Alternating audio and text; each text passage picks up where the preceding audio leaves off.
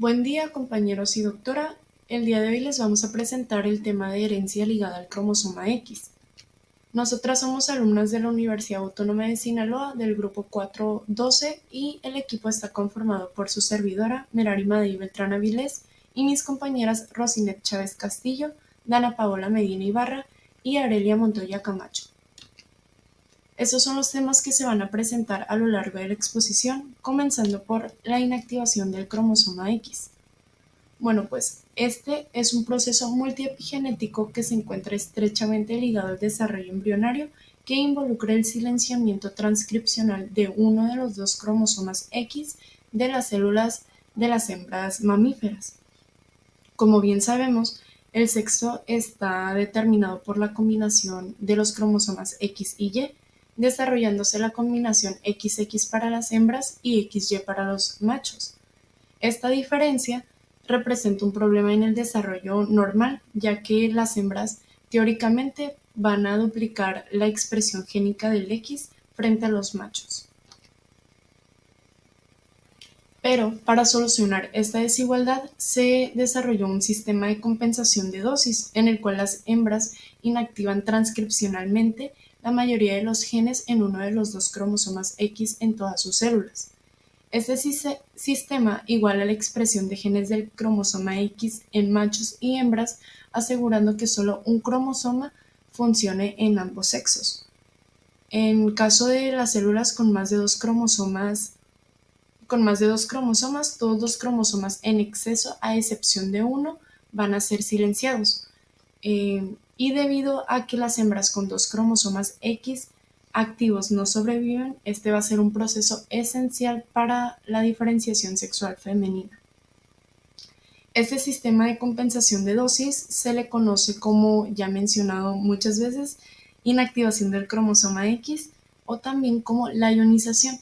Esto porque fue propuesto por una genetista británica que llevaba por nombre Mary Lyon. Bueno, este sistema se basó en diferentes pruebas, en especial en el pelaje de los animales. Esto porque al observar que las hembras mostraban parches de color y los machos un solo tono. De la misma forma, existen ejemplos en seres humanos en los que se observa este fenómeno. En varias clases anteriores ya se había comentado por la doctora y se había explicado este fenómeno y cómo sucedía en las gatas principalmente, y aquí se demuestra una imagen que lo representa.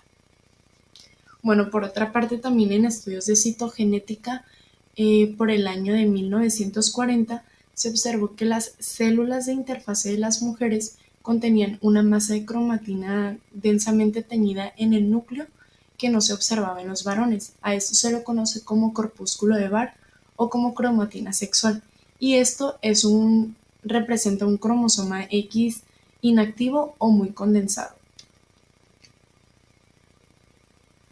Este proceso requiere de ciertos pasos, donde el primero sería el conteo, que verifica el número de cromosomas X por el conjunto de autosomas en cada célula de una hembra. Después tenemos la escogencia, que esta decide si se inactiva el cromosoma X materno o el cromosoma X paterno. La iniciación, que es un proceso controlado por un locus, que es el centro de inactivación del X, y por sus siglas en inglés se menciona como XYZ, el cual produce ARNs no codificantes y al cual le siguen una serie de modificaciones epigenéticas que garantizan la migración por todo el cromosoma. Y por último, el mantenimiento, que este es un proceso que conservará a través de las divisiones celulares las marcas epigenéticas del proceso de la inactivación. Bueno, el silenciamiento transcripcional del X, este requiere la actividad de elementos actuando en cis y de factores translocalizados en el centro de inactivación del X. Este locus transcribe varios ARNs no codificantes, entre los cuales se encuentran el disparador de la inactivación, que por sus siglas en inglés se va a encontrar como XIST o CIST, que significa transcripto específico del X inactivo. Y también se va a encontrar un una RN antisentido que regula la expresión de cis, que se va a llamar, bueno, igual por sus siglas en inglés, se va a mencionar como T6. Para inactivar el cromosoma X existen dos modos diferentes, el cual es el modo con impresión, el que este solo silencia el cromosoma X paterno, y el modo aleatorio, que este silencia o el cromosoma X materno o el cromosoma X paterno. En mamíferos no placentarios solo se observa la inactivación por el modo con impresión, y en mamíferos placentarios como el ser humano, solo se observa el modo de inactivación aleatorio. Sin embargo, hay otros mamíferos placentarios, como lo es el ratón, que utiliza la inactivación por impresión, que utiliza la inactivación por impresión durante las etapas iniciales del desarrollo embrionario, y durante las etapas tardías utiliza el modo aleatorio. Luego de haber inactivado el cromosoma X paterno en los estadios iniciales del desarrollo embrionario, los mamíferos placentarios reactivan este cromosoma en el epiblasto de la masa celular interna del blastocito, y cuyas células pluripotentes van a recibir el nombre de células madre embrionarias. De aquí en adelante, estas células van a experimentar la inactivación de X aleatoria, manteniendo al mismo cromosoma X inactivo, manteniendo el mismo cromosoma X silenciado a través de los sucesivos ciclos celulares. En embriones tempranos, después de la iniciación de la inactivación en el locus cis, el silenciamiento se expande a lo largo del cromosoma X. Esta migración va a ser seguida por la fase de mantenimiento, la cual va a asegurar que en las células somáticas las marcas epigenéticas que establecieron la inactivación serán copiadas de manera fiel durante las sucesivas divisiones celulares del embrión. Sin embargo, el silenciamiento transcripcional del cromosoma X no es total. Algunos genes escapan de la inactivación y por lo tanto se expresan en dobles dosis en las células de hembras. En humanos se ha establecido que aproximadamente entre el 15 y el 20% de los genes del cromosoma X se escapan de la inactivación. Bueno, ya por último, como resumen, tenemos que para que se lleve a cabo la inactivación, el centro de la inactivación del cromosoma X, que se encuentra localizado en la parte proximal del brazo izquierdo del cromosoma 13, va a contener al gen cis, que este solo va a expresarse en el cromosoma inactivo, y cuyo producto va a ser un RNA no codificante encargado de silenciar al cromosoma que lo contiene. Este gen va a estar controlado por 3 RNA no codificantes, en el cual 2 de ellos van a ser para la activación y el otro va a ser un antagónico que ya había mencionado anteriormente, que es el T-cis. De no funcionar cis o de no existir el gen en el cromosoma, la inactivación no va a ocurrir. También se ha considerado que la inactivación del X no sucede antes de la implantación y que inicia en el periodo de blastocito tardío del desarrollo embrionario, aunque ha sido demostrado en embriones femeninos humanos que la acumulación del cromosoma cis-RNA inicia de forma parcial en la etapa anterior a la implantación y se acumula de forma progresiva en la mórula y el blastocito. En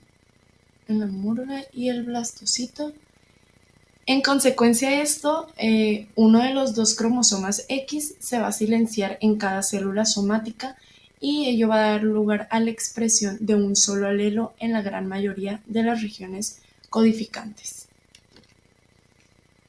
También cabe mencionar que la aneuploidía pues es una alteración donde hay una copia extra o una faltante de un cromosoma, y aquí podemos observar en la imagen que se encuentra el síndrome de Klinefelter, donde los hombres tienen un cromosoma X extra, lo que lleva a un genotipo XXY, y también se encuentra el síndrome de triple X, que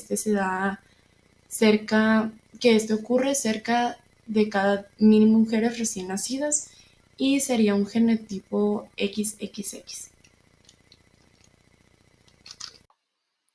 Hola, mi nombre es Arelia Montoya Camacho y yo les voy a hablar sobre la distrofia muscular de Duchenne y de Becker. Bien, las distrofias musculares de tipo Duchenne y de tipo Becker se deben a mutaciones en el gen codificante en la distrofina. Es importante mencionar que la distrofina es la proteína del citoesqueleto subsarcolémico esencial para mantener la integridad del sarcolema durante la relajación y la contracción muscular.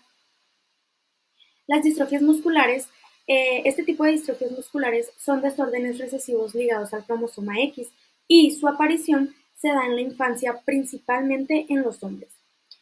Una de las características principales de este tipo de distrofias musculares es la atrofia y la debilidad muscular progresiva causada por un gen defectuoso. Ahora bien, para darle más profundidad a esta información, las distrofias musculares son enfermedades hereditarias lenta o rápidamente progresivas que afectan al músculo liso y al músculo esquelético y cardíaco, que tienen en común un patrón distrófico de necrosis. Es aquí cuando se dan estas distrofinopatías causadas por la mutación del gen de la distrofina, que es aquí cuando se dan estos dos tipos de distrofias musculares que viene siendo la de Duchenne y la de Becker, que primeramente la de Duchenne se caracteriza por no tener distrofina y la de Becker es caracterizada por presentar distrofina pero deformada. La de Duchenne al no presentar distrofina, perdón, es causado por la delesión o la duplicación en la estructura del gen. Y por otro lado, la distrofia muscular de Becker presenta la distrofina deformada, ya que es causado por el cambio del nucleótido que codifica para otro aminoácido, es decir, no se presenta la cantidad correcta de la distrofina.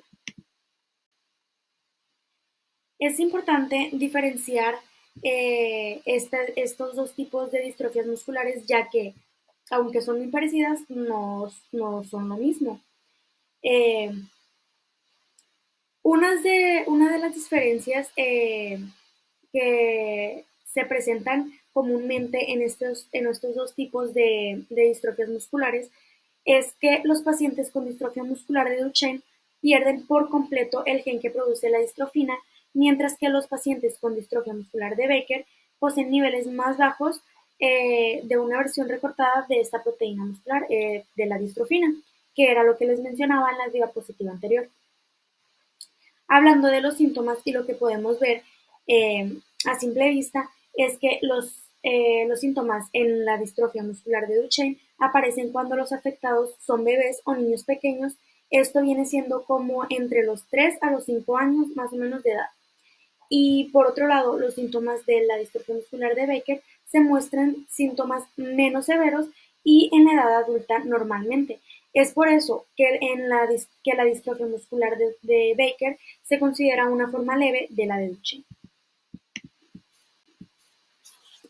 Ahora bien, hablando del gen de la distrofina, este se ubica en el brazo corto del sarcolema X en la banda XP21 y consta de 2.500 kilobases y 79 exones, dando como resultado la transcripción del ARN mensajero de 14 kilobases, la cual codifica para la distrofina. Vamos a tener dos tipos de situaciones respecto a los dos tipos de distrofinas, hablando en las mutaciones. Una que es la que va a causar que no presente la distrofina y la otra es la que va a causar la distrofina esté deformada. Como mencionaba anteriormente, hablando de la distrofia muscular de Duchenne, que es la que no va a presentar la distrofina, esto va a ser por grandes lesiones, duplicaciones e inserciones que se van a presentar en regiones del gen llamados puntos calientes. Esto va a suceder, se van a presentar entre el 60 y el 79% de los casos. Y por otro lado, hablando de la distrofia muscular de Becker, que es la que va a presentar la distrofina pero de forma deformada, esto va a ocurrir por un cambio de un nucleótido o de unas pocas de las bases. Como ejemplo, el cambio de un codón por otro codón que codifica otro aminoácido. Esto vendría siendo un misense, que este se da en el 30% de los casos. Ahora bien, como lo mencionaba anteriormente, las distrofias musculares de tipo Duchenne y de tipo Becker son trastornos ligados al cromosoma X. Es por eso que esta enfermedad pues, es con herencia recesiva ligada al cromosoma X y por eso la mayoría de las familias con afectados son portadores y presentan una probabilidad del 50% de tener hijos afectados y el otro 50% de tener hijas portadoras. En el caso de las mujeres que contienen dos cromosomas X, si uno contiene una copia normal del gen, ese será suficiente proteína para prevenir los síntomas de estas enfermedades. Y en el caso de los hombres, pues al portar, pues tienen un cromosoma X de su madre y uno de su padre. De esta manera, el cromosoma X, si es defectuoso, va a desarrollar este tipo de enfermedad. Ahora bien, ¿cómo es que se manifiesta esta enfermedad? Uno de los signos más relevantes y principales de la enfermedad de este tipo de distrofias musculares de Duchenne y de Baker, sería que el niño comienza a tener problemas para mantenerse de pie o caminar.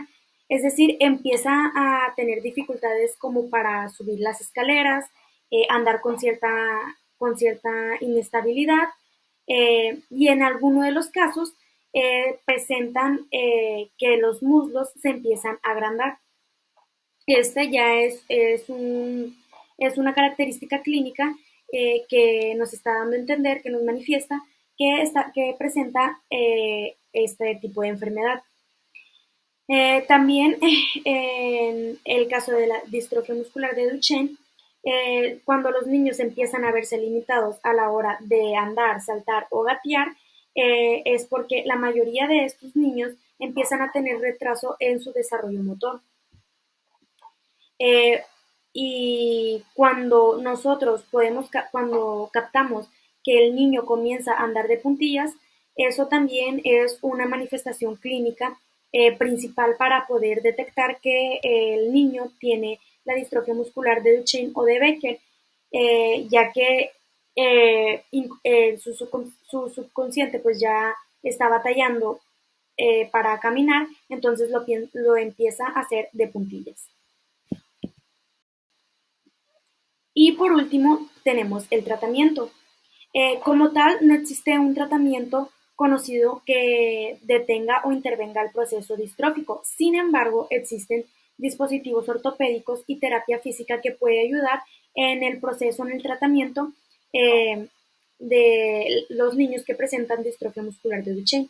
Sin embargo, existen medicamentos de administración por vía oral de glucocorticoides, que sería la deflazacort, que se va a dar de 0 a 0.5 miligramos por día, y la prednisona, que se va a dar de 0.9 miligramos por día.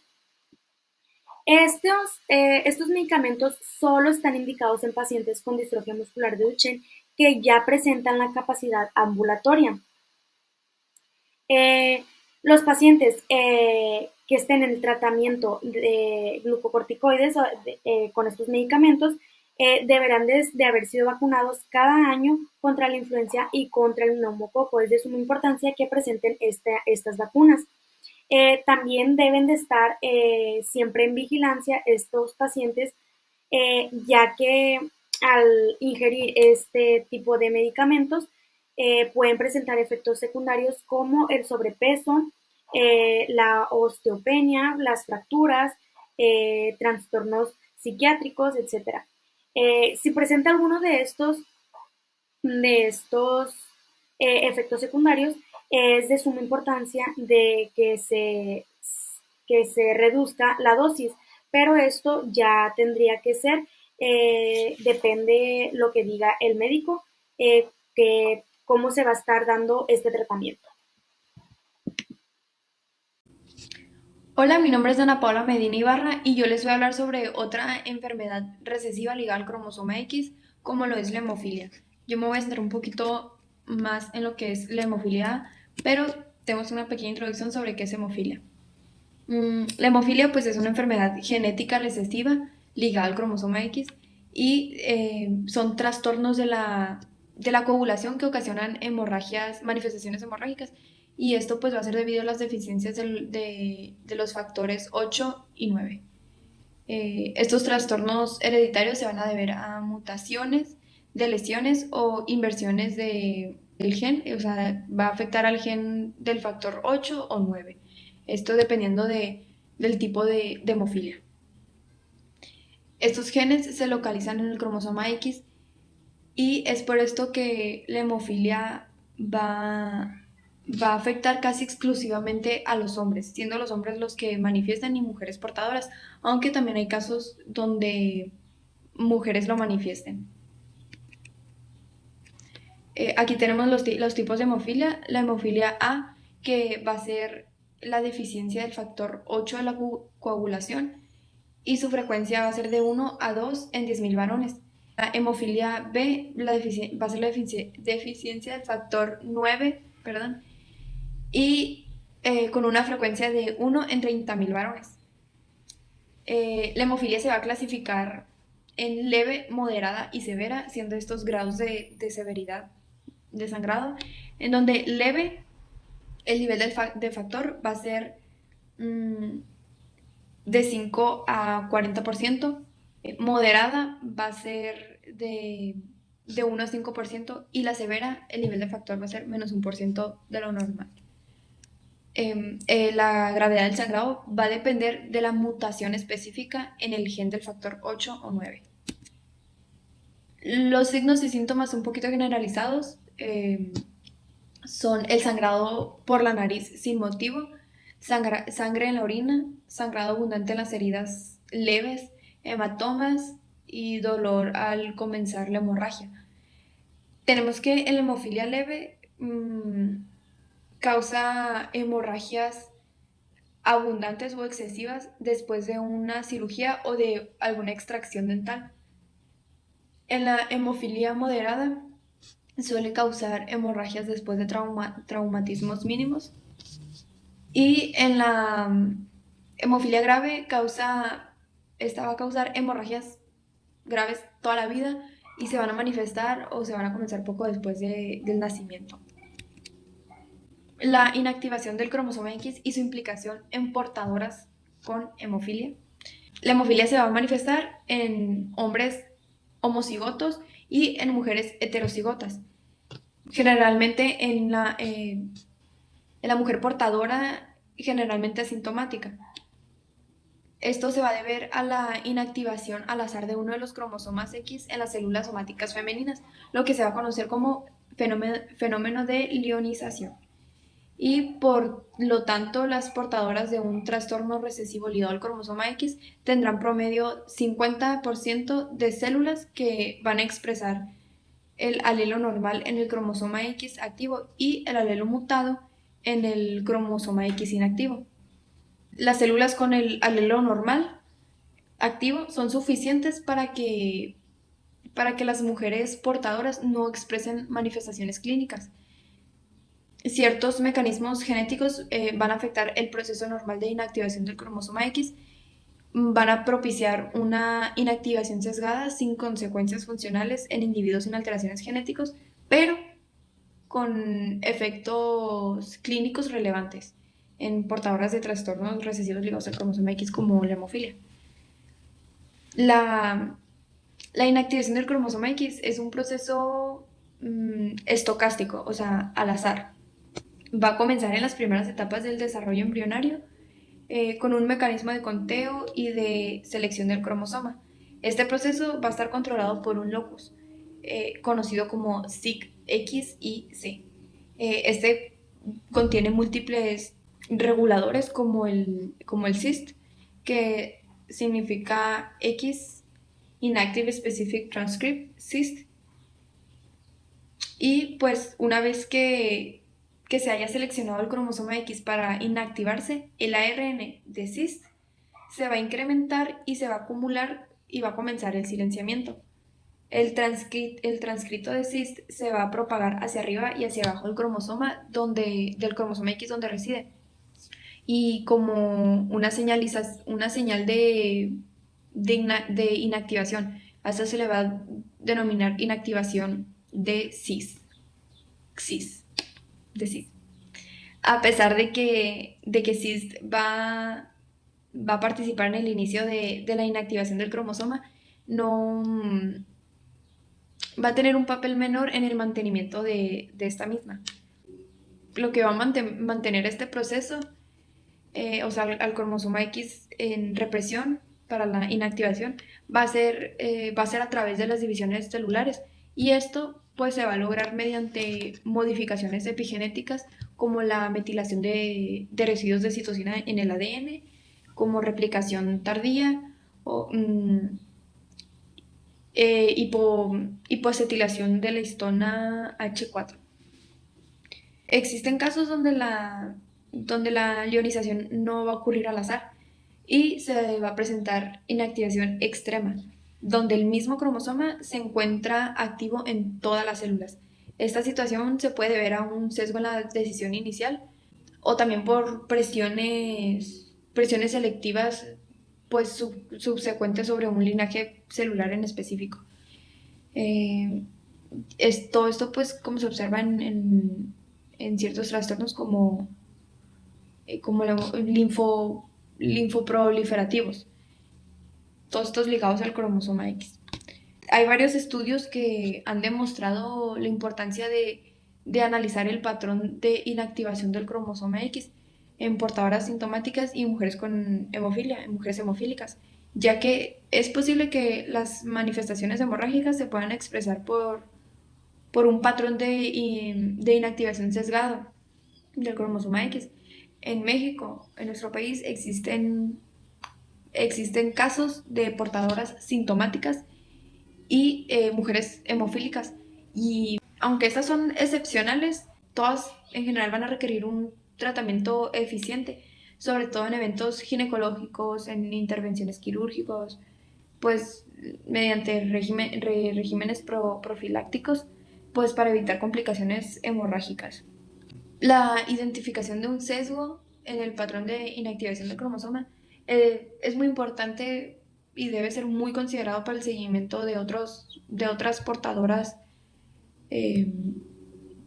para el seguimiento y para el asesoramiento genético para otras posibles portadoras de la familia de presentar manifestaciones hemorrágicas.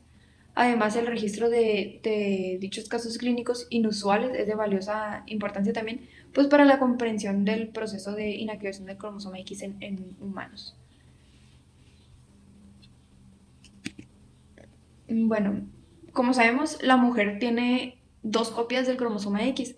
Esto quiere decir que si el gen del factor 8 en uno de los cromosomas X no funciona, el gen del otro cromosoma X puede hacer el trabajo para producir suficiente factor 8, por lo que esta mujer sería una portadora sana. El hombre pues tiene solo una copia de cromosoma X, por lo que si el gen del factor 8 en este único cromosoma X falla, pues el hombre tendrá hemofilia, será hemofílico. Aquí, por ejemplo, nos representa al dibujito coloreado cuando se encuentra hemofilia, siendo coloreado la mitad del cuerpo como simplemente portadora y el cuerpo coloreado el cuerpo completo como enfermo. Entonces tenemos que si una mujer portadora tiene hijos con un hombre sano, los hijos varones de esta pareja tendrán el 50% de posibilidad de ser enfermos y el 50% de las hijas mujeres de ser portadoras. Si una mujer sana tiene hijos con un hombre hemofílico enfermo, los varones tienen el sí, los varones tienen el 0% de ser enfermos y las mujeres tienen el 50% de ser portadoras. Y por último, una mujer portadora tiene hijos con un hombre hemofílico. Los hijos varones tendrán el 50% de ser enfermos y el 50% de tener hijas enfermas o portadoras. En el diagnóstico, de acuerdo a las manifestaciones clínicas y las alteraciones de las pruebas de detección, son muy idénticas en ambas hemofilias, en la A y en la B, por lo que se va a requerir análisis de los factores específicos para distinguirlas. Aquí, bueno, la hemofilia la vamos a sospechar en pacientes con hemorragias recurrentes, hemartrosis sin causa reconocida o prolongación del TTP y del tiempo de tromboplastina parcial. Bueno, los exámenes, como ya había dicho, de laboratorio van a hacer recuento de plaquetas, tiempo de TP, tiempo de protrombina, que va a medir el tiempo que tarda el plasma en coagularse, y un tiempo de tromboplastina parcial, TTP, que esta va a medir el tiempo que tarda en formarse un coágulo en una muestra de sangre. También, como ya lo mencioné, exámenes para factor específico. Este nos va a determinar el tipo de hemofilia, ya sea A o B, y la gravedad de la hemofilia. Bueno, aquí también vi que las concentraciones del factor 8 en el caso de la hemofilia A pueden también disminuir en la enfermedad de von Willebrand. Y pues se mide la actividad del factor de von Willebrand, el antígeno y su composición multimérica en pacientes con hemofilia de diagnóstico reciente. En el tratamiento. El tratamiento primario es el reemplazo del factor deficiente, ya sea el factor 8 o factor 9. Puede administrarse como factor 8 como concentrado de factor 8 purificado que va a provenir de múltiples donantes. Y los agentes terapéuticos más nuevos en ensayos clínicos para la hemofilia A o B incluyen fitucirón y concizumab. El fitucirón es un pequeño inhibidor del RNA que va a anular la producción de la proteína anticoagulante natural, que es la antitrombina. Y el concizumab es un anticuerpo monoclonal humanizado que va a bloquear el inhibidor de la vía del factor tisular, otra proteína anticoagulante natural, y va a aumentar la producción de la trombina en la hemofilia A y B. Y es un tratamiento eficaz para la hemofilia. Claro. En la prevención habrá que evitar tomar aspirina y otros medicamentos antiinflamatorios no esteroides porque ambos inhiben la función plaquetaria. Deberá administrarse fármacos por vía oral o intravenosa, ya que las inyecciones intramusculares pueden causar hematomas, y los pacientes con hemofilia deben vacunarse contra la hepatitis B. Es esencial también la atención odontológica regular, pues para evitar las extracciones dentales. Gracias. Yo soy Rosinet Chávez y les voy a explicar el síndrome de Rett. Bueno, para empezar, las generalidades. Es un trastorno hereditario del neurodesarrollo que se manifiesta de manera casi exclusiva en mujeres. Se caracteriza por la pérdida progresiva de la función intelectual, una regresión de las habilidades de la comunicación y de las funciones motoras. Epidemiología. Como ya lo dije, afecta casi exclusivamente a mujeres. La incidencia estimada general es un caso por cada 10.000 mujeres. La etiología. En el 99% de los casos es espontáneo, con mutaciones aleatorias que no suelen ser hereditarias. Solo el 1% son hereditarias y se transmiten de las mujeres portadoras. Principales manifestaciones clínicas. En el nacimiento, con un desarrollo normal de hasta los 6 meses. Después de esta etapa, son cuatro etapas. La etapa 1, que es de 6 meses a un año, con regresión del neurodesarrollo, pérdida de las habilidades adquiridas, más un nuevo síntoma neurológico. En la etapa 2, que es de 2 a 4 años. Conductas de aislamiento social, microcefalia evidente, discapacidad motora, entre otras. La etapa 3, que es de 2 años a 10, es desarrollo de crisis convulsivas de difícil control, disminución de peso corporal, ansiedad y llanto incontrolable. La etapa 4, que es de 5 a más de 20 años, es disminución o pérdida completa de la movilidad, disminución del número de crisis convulsivas y parkinsonismo. Genética del síndrome de Rett es causada por una mutación en el cromosoma X, más específicamente en el MECP2. Este se encuentra en el locus XQ28. Se considera una anomalía letal prenatal y postnatal en varones. Bueno, este cromosoma tiene 4 exones codificantes. Mutaciones de los pacientes se encuentran en el exón 4. Ok, vamos a hablar de la proteína MECP2. Es multifuncional, papel importante en la arquitectura cromática de la regulación de la transcripción del ADN, splicing y la traducción. Bueno, como ya dije, por ejemplo, un ADN normal con un gen normal, que este vendría siendo el MECP2, genera una proteína que es el MECP2. Esta proteína activa o inactiva los otros genes, pero esto sería en caso de que el gen MECP2 no venga dañado o con alguna mutación. Sin embargo, la mutación hace que el gen produzca cantidades insuficientes de esta proteína, la cual está dañada o no puede ser utilizada por el organismo, o si hay cantidades insuficientes de esta. Se desarrolla el síndrome de Rett. Lo que, vaya, está el ADN, es un gen mutado, vendría siendo el gen MECP2, no está esta proteína y no se genera la proteína correcta o no inactivan o activan otros genes. Como ya lo dije, provoca ausencia de citocinas. Esta en consecuencia viene en cantidad insuficiente o dañada y tenemos problemas en el desarrollo neurológico de estas personas. Es más común que en los hombres haya muerte y abortos espontáneos, como ya lo mencioné. Esto sería todo por nuestra parte. Muchas gracias por su atención.